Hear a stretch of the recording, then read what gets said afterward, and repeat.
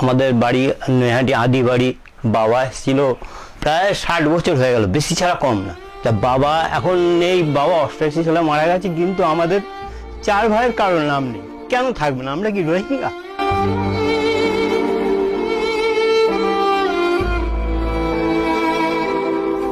আমরা তো এত বছর ধরে ভোট দিয়ে আসছি। আমার আজকে 53 বছর রানিং চলছে।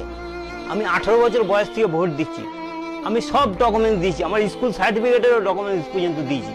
তারপর আমাদের বাড়ির যা দলিলপত্র যা ছিল সব দেওয়ার পরও কেন আমাদের থাকবে না? বাবা 48 সালের থেকে এখানে রয়েছে, অথচ আমাদের কারোর নাম নেই। সব কিছু আমরা ডকুমেন্টস দিয়েছি, A to Z যা যা চেয়েছে। আমাদের জায়গা জমি, ব্যাংকে যেটুকুনি টাকা পয়সা আছে, এই সবই তো আমাদের তবে ডিলিট হয়ে যাবে।